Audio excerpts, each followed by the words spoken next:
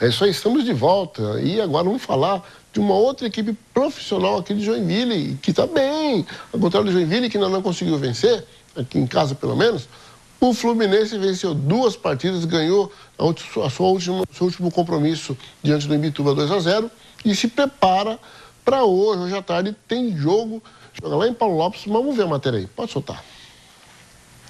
O Fluminense do Itaú segue firme na competição desta temporada. Depois de vencer o Imbituba no último domingo por 2-0, o tricolor vai neste sábado a Paulo Lopes enfrentar o Santa Catarina às 3h da tarde pela Série C, cumprindo a 3ª rodada do Campeonato Catarinense de Profissionais. E lidera o campeonato com 6 pontos junto com a equipe do Imbituba. O trabalho é intenso, comandado por Rafael Granite, que tem levado o Fluminense ao topo da competição. Ô Luiz, o trabalho está firme, né? Nós estamos trabalhando já há 2 meses, ou mais de 2 meses.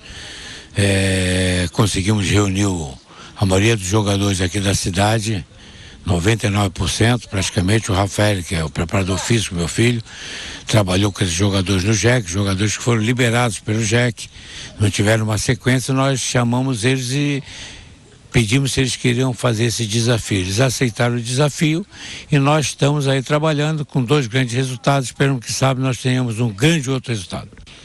Não é fácil, mas também não é difícil. Eu acho que é o empenho, o trabalho, a cobrança, a determinação, mostrando para eles aonde que eles estão errados, aonde que eles estão certos, por que eles não evoluíram na carreira deles, às vezes por um detalhe bobo, com falta de apoio, e nós estamos aqui para apoiá-los para que realmente esse grupo seja um grupo vencedor. Tá aí, a preparação, Rafael Granite, né, o Anelise também dando todo o suporte ali, e participando também, fazendo até gol, o Anelise, abraço para o Anelise, que fez o gol, né, que selou a vitória diante do Imbituba, de pênalti, bateu bem, né, então é a velha guarda aí atuando ainda no futebol profissional. E aí, logo a gente vai fazer uma matéria muito especial com ele aí. E vamos ver quem joga aí pela terceirona, a 3ª divisão do Campeonato Profissional de Futebol aqui em Santa Catarina.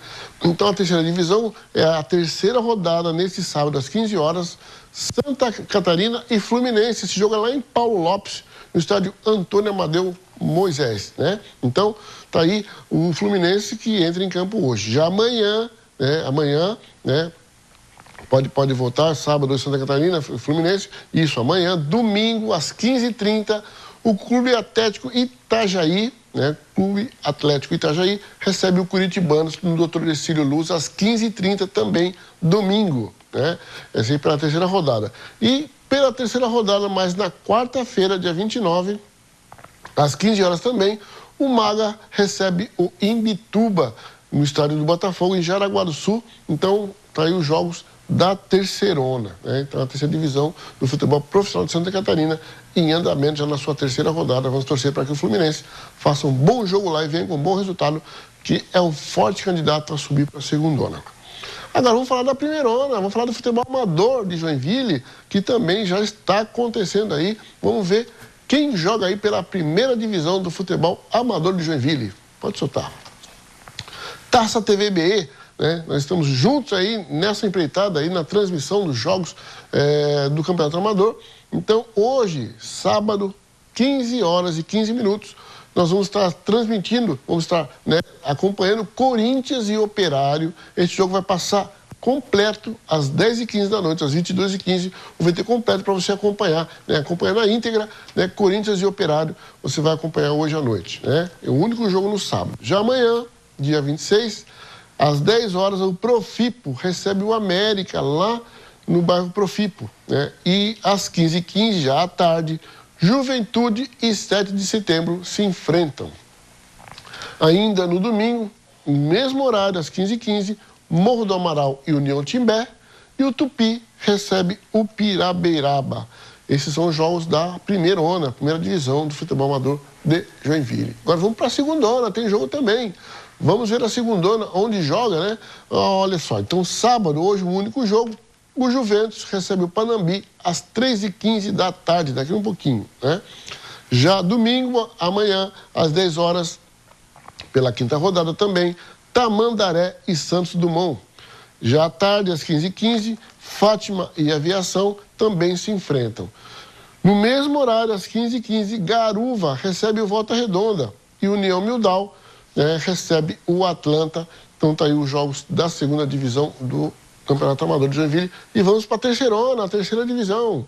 Também tem jogos de estar na sua sexta rodada, né? Então, hoje às 15h15, às 13h15 da tarde, o Itinga recebe o Estrela do Sul. Amanhã, 10 horas da manhã, Armênio e Arsenal. Às 15h15, né, às 13h15 da tarde do domingo, Aventureiro Estacaville. Depois tem Palmeirinhas e Tigres. E Estrada da Ilha e Ponte Preta, esses jogos também às 13h15 da tarde de domingo, pela quinta rodada. Então, aí tá terceirando aí muitos jogos para você. E lembrando ainda que tem a Copa Felege, né? Tem a Copa Kurt Mind, que a Felege promove. E tem muitos jogos por aí, são muitos jogos, são mais de 40 jogos. Aí na outra fase a gente vai começar a passar para vocês, mas são muitos jogos e você fique ligado que deve ter um jogo aí pertinho aí da tua casa, do teu bairro, para você acompanhar, né? Os jogos da Copa Kurt Mind. E teve também, gente, a abertura da segunda copinha da Felege. Falando em Felege, vamos falar da copinha. As crianças que já começam a atividade do futebol. Vamos ver como foi a matéria aí, pode soltar. O futuro do futebol profissional pode ter começado neste domingo, quando teve início a segunda Copinha Felege. E na abertura da competição, o prefeito Udo Deller falou sobre o evento. Sem dúvida alguma, essa foi uma ação brilhante da nossa Felege, que reuniu na primeira Copinha o Sub-7 e Sub-9, agora já cresceu com o Sub-11, eram 25 equipes, agora são 32, enfim, são 500 atletas participando dessa segunda Copinha. Isso mostra a grandeza do nosso esporte amador, que começa a ser praticado desde a infância, essa grande festa da família joinvilense. Assistimos aqui os pais estimulando e participando com seus filhos para que tivéssemos aqui, e seguramente o teremos, de uma boa segunda Copinha. Muitas crianças inscritas na Copinha compareceram junto com seus familiares, pois a competição também tem o objetivo de desenvolver a interatividade familiar. É um evento, não só um evento esportivo, né, com fim só no esporte. Ele é um evento de família, né? Nós tivemos aqui agora de manhã, na abertura da segunda Copinha Felege, mais de 500 pessoas, quer dizer, a família vem junto. Quando nós mexemos, atuamos com as crianças, né? E aí as categorias são 7, 9 e 11 anos, as famílias, os pais acompanham. Então é um processo educacional, é um processo esportivo, é um processo de socialização que as famílias acompanham. Então esse é o suporte da criança, é o suporte do trabalho da Fundação, e um trabalho que a Fundação vem desempenhando nessa gestão, vem desempenhando com toda a nossa comunidade de Joinville. O mais importante para nós nessa gestão tem sido realmente atender a nossa comunidade, e a Copinha Felege é um reflexo muito grande desse trabalho. Uma competição que é orgulho para a Felege e que a cada ano envolve mais participantes de clubes e atletas. A gente está com as famílias todas aqui, os seus filhos, isso que é gratificante. É o suporte do trabalho da Fundação, e um trabalho que a técnico aí, mas a Felege promoveu a segunda Copinha, um show de bola, as crianças dando um show à parte ali, inclusive até na hora de vibrar. Já tem criança ali de 6 aninhos ali, já com estilo para vibrar, para torcer. Alguns que choram quando perdem, mas isso faz parte da formação, faz parte, assim, do objetivo do projeto, que as crianças se envolvendo aí em essa especialidade de futebol, que é o nosso futebol nacional. Agora nós vamos falar de seleção brasileira. Você sabe que o Papo de Arquibancada é uma retrospectiva da semana de alguns assuntos que a gente traz à tona aqui no sábado para você. De repente você não teve a oportunidade de ver. E se já viu, vamos ver de novo. Aí o Tite oficialmente foi apresentado como técnico da seleção. Depois de uma novela, né? Vem Tite, não vai Tite. Foi lá, fez reunião, voltou, ninguém falou nada, tal, mas já estava tudo escrito nas estrelas, né? E o Tite oficialmente foi apresentado. Vamos ver aí, pode soltar. Antes de encarar a primeira entrevista como técnico do Brasil, Tite pegou inspiração na história da seleção pentacampeã do mundo. Ele já sabia do tamanho do desafio. Estava saindo do aeroporto, o cara falou: Tite, e agora são 200 e tantos milhões, hein? Aí eu olhei para trás e assim... eu sei essa dimensão, mas tenho a noção exata também de que construí uma carreira toda. E que nesse momento eu me preparei e continuo me preparando para tal. foi a satisfação de um desejo pessoal que ele esperava ter realizado há 2 anos. Eu fiquei sentado numa poltrona aguardando 2014 e criei essa expectativa. Não foi. Por quê? Porque a vida é assim. Ela não é, ela tem o seu próprio tempo, ela tem o time das coisas acontecerem. Ela veio agora. Agora o técnico assume a seleção em um momento ainda mais delicado. Hoje, o Brasil está fora da zona de classificação para a próxima Copa. Eu vou ter que me reinventar enquanto técnico e acompanhar as situações que nós vamos enfrentar. A Colômbia amanhã a gente vai viajar e eu quero assistir em loco, ao vivo. Os primeiros compromissos oficiais de Tite com a seleção já têm data marcada. Nos dias 2 e 6 de setembro, o Brasil enfrenta o Equador e a Colômbia pelas eliminatórias para a Copa do Mundo da Rússia. Parece distante, mas para o técnico a preparação já começa amanhã. A sede por aprender é grande e a responsabilidade também. Ele não escondeu que a meta é evitar que o Brasil fique de fora de uma Copa pela primeira vez na história. Para isso, ele pensa em inovar. Quer se reunir com os técnicos brasileiros, instituir o rodízio de capitães. E numa era em que muita gente diz que faltam craques, um técnico com ideias novas pode ser tão importante quanto um camisa 10.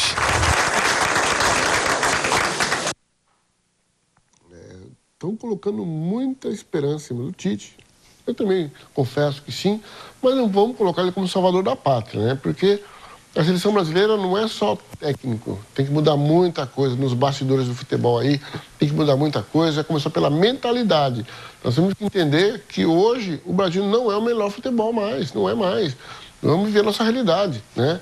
Hoje o Tite tem que fazer um trabalho muito difícil ali, é lógico que ele se preparou. Minha opinião também é que ele hoje é o melhor preparado. Hoje é o nome, seria Tite. Eu acho que foi muito bem escolhido pela CBF, até porque ele ficou 1 ano sem atividade. Para quê?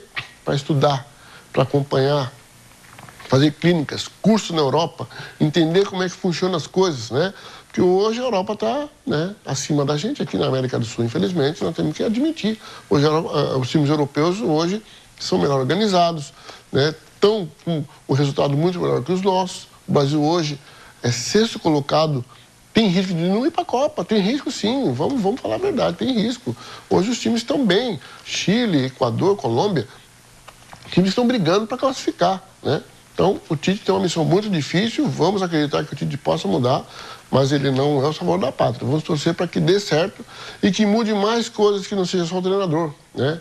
Mude também a forma de pensar, a forma de trabalhar e sobretudo, coloque o futebol em primeiro plano, não em segundo, como a CBF faz, né? Os tempos, né, às vezes envolvem, né, são maiores do que o próprio futebol. Tá aí. Vamos ver o que vai acontecer. Agora tem final da Copa América. O Brasil não figurou, né? O Brasil não foi adiante, só na primeira fase. Que coisa. E aí caiu o Dunga e veio o Tite, de repente a Mares que vem para bem. E vamos ver que aí, posso soltar a tabela aí da final? Então tá aí, a grande final, o jogo único, né? Vai ser decidido neste domingo, às 21 horas. Argentina e Chile se enfrentam aí, repete a última edição, né, onde Argentina e Chile já se enfrentaram, né, a expectativa era que o Brasil tivesse aí, mas não foi dessa vez, né? Então, Argentina e Chile, e logicamente eu vejo o Chile, a Argentina como favorita aí, até porque venceu o seu último compromisso com facilidade, e a gente vai analisar assim, né, que por equipe a Argentina acho que está um pouquinho à frente, mas o futebol numa final não tem favoritos, né? Vamos torcer para ver que seja um bom futebol. E Eurocopa? Só jogos bons, só jogos de primeiro nível. Agora vamos ver aí quem é que está, né, na outra fase. Pode soltar aí. Então, hoje, a 1 hora daqui um pouquinho, começa aí País de Gales e Irlanda do Norte. Começam nesse dia aí o segmento para a próxima fase. Depois tem Croácia e Portugal às 16 horas, um pouquinho mais tarde. Ainda esse final de semana, domingo, 3 jogos, olha só, 10 horas da manhã, França e Irlanda, às 13 horas, Alemanha e Eslováquia, e às 16 horas, Hungria e Bélgica. Ainda seguindo a tabela, na segunda-feira, ainda pelas oitavas de final, jogo único, né, também, 13 horas, Itália e Espanha, e às 16 horas, Inglaterra e Islândia, jogam, né, definem aí quem é que vai para a próxima fase, ou seja, para as quartas de final. Mas sempre grandes jogos. Segunda-feira, olha, promete Itália e Espanha, que jogão, né? Agora nós vamos falar um pouquinho da Olimpíada, né? Teve a apresentação da Vila Olímpica. Vamos ver como é que vai ser, os atletas, como é que vão estar no dia a dia ali. Vamos conhecer um pouquinho aí, pode soltar. A abertura oficial é só daqui a um mês, mas já dá para se ter uma ideia de como vai ficar a Vila Olímpica, casa de 207 delegações durante os Jogos do Rio. Construída na Barra Zona Oeste do Rio, em uma área equivalente a 20 campos de futebol, a vila tem capacidade para cerca de 18 mil pessoas. São 31 prédios de 17 andares e aproximadamente 3.600 apartamentos. Todos os apartamentos têm a mesma mobília. Este aqui é um 2 quartos. Cada quarto tem 2 camas e as camas têm 2 metros de extensão, podendo chegar até 2,30 metros. Este apartamento aqui, por exemplo, vai ser ocupado pelo presidente do Comitê Olímpico Internacional, Thomas Bach. Aqui a gente vê a cozinha em estilo americano e em seguida uma sacada com vista para toda a vila dos atletas. O complexo de 7 condomínios tem áreas de cidade, com praças, quadras esportivas, academia e ciclovia. Para manter tudo isso em pleno funcionamento, serão necessários 13 mil profissionais. E quem vai administrar tudo isso é a campeã mundial de basquete, Janete, que foi nomeada prefeita da vila. Participei de 4 Jogos Olímpicos como atleta, como jogadora. Conheço bastante, muitas vilas, muitos acontecimentos, que seja uma vila onde eles possam realmente descansar, que eles possam aproveitar, possam se divertir e possam celebrar. Legal, né? A gente tem uma ideia do que vai ser, né, como é que vão viver os atletas, né, no dia a dia deles, o espaço que eles vão ter, onde é que eles vão morar, né? Tem que ter alojamento, olha, em grande estilo ali. Show de bola, eu gostei. E lembrando você, né, você que acompanha os Jogos da Eurocopa, né, a Suíça e Polônia estão nos pênaltis, tá? 1-1, foi a decisão para os pênaltis, daqui a pouco vai sair aí quem vai ser a equipe que vai para a próxima fase. Ainda falando de Olimpíada, vamos falar sobre o uniforme. O uniforme para a Olimpíada já foi definido para o desfile aí da abertura. Vamos ver como é que vai ser.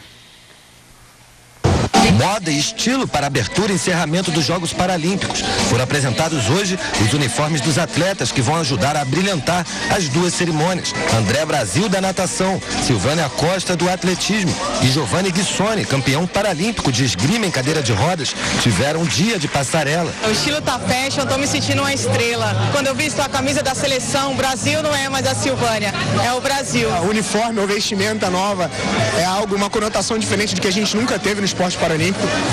Eu espero que com certeza possa vir trazer bons fluidos pra gente. A Paralimpíada começa no dia 7 de setembro. A apresentação dos uniformes é mais uma ação do comitê para aproximar o público dos Jogos. E a ideia aqui é chamar a atenção para os atletas. Afinal, são eles as grandes estrelas do evento. A gente quer que nossos atletas na cerimônia de abertura e encerramento desfilem como se estivessem numa passarela, porque sintam orgulho de estar vestindo um uniforme tão bacana. O ex-judoca Flávio Canto, embaixador do Comitê Paralímpico Brasileiro, também prestigiou o evento. Além de desfilar, jogou boas energias para os atletas. Nunca competi uma Olimpíada em casa, uma Paralimpíada em casa, então certamente é uma pressão grande que todos eles estão sentindo. Então eu desejo para todos eles, acho que muita alegria nessa competição, mas aproveitem bastante. Legal, né? Primeira vez que a Paralimpíada vai ter assim um estilo, tá? Tá bonito o pessoal que vai disputar. Agora, olha só, já começou também, foi inaugurado os pontos de vendas dos ingressos aí para você assistir a Olimpíada. Vamos ver aí, pode soltar. Os ingressos começaram a ser vendidos hoje de manhã em bilheterias localizadas em shoppings nas zonas sul e oeste da cidade. Estas são apenas as primeiras de mais de 30 bilheterias que devem começar a funcionar no Rio e em outras 5 cidades: São Paulo, Belo Horizonte, Salvador, Brasília e Manaus. Os pontos de venda vão funcionar de segunda a sábado, das 10 da manhã às 10 da noite e aos domingos, de 1 da tarde às 9 da noite. As bilheterias também vão servir como ponto de retirada retirada de ingressos comprados pela internet no site oficial dos Jogos. Nós temos uma expectativa grande com a abertura em bilheteria agora, justamente um pouco do nosso perfil de compra do brasileiro, de deixar um pouco em cima da hora. Então a perspectiva é que esse volume em bilheteria ele aumente gradativamente até o momento dos Jogos. Ainda falando de Olimpíada, né, o segmento olímpico, os russos ainda estão fora não vão participar, estão fora, não estão excluídos por conta de doping. Mas vamos ver a matéria aí, pode soltar. O COI comunicou que todos os atletas da Rússia e do Quênia, países que tiveram problemas com doping recentemente, terão que passar por um método de controle especial para confirmar a participação nos Jogos do Rio. Isso vale para competidores de todas as modalidades. Fica estabelecido que eles terão que apresentar uma carta de inscrição referendada pelo Comitê Olímpico Local, além de passar por exames antidoping fora do país de origem. E, por último, ter a aprovação da Federação Internacional da modalidade que disputam. A medida foi interpretada como uma brecha para que os nomes do atletismo russo que não foram flagrados por uso de substâncias proibidas pudessem competir no Rio. Mas a Federação Internacional da Modalidade, a IAAF, reafirmou que a Federação Russa segue suspensa de competições internacionais e que os atletas do país só poderiam participar da Olimpíada defendendo uma bandeira neutra. Por outro lado, o presidente do COI, Thomas Bach, disse que somente esportistas refugiados ou de países em conflito podem competir sob a bandeira olímpica. Ou seja, por enquanto, mesmo aqueles que nunca foram pegos em exames antidoping, como a bicampeã olímpica Yelena Zimbaeva, continuam até segunda ordem fora dos Jogos Olímpicos do Rio. Por conta de doping, né? Houve muitos problemas na Rússia, foram revelados alguns dopings aí armados, né? Então eles estão suspensos a princípio. É uma pena, porque os russos realmente são fortes, mas não dopados, né? Não no doping, aí é ruim. Eu vou fazer aquele intervalo bem rapidinho, mas eu volto já que eu tenho mais coisas interessantes para a gente ver no esporte. Não saiam daí.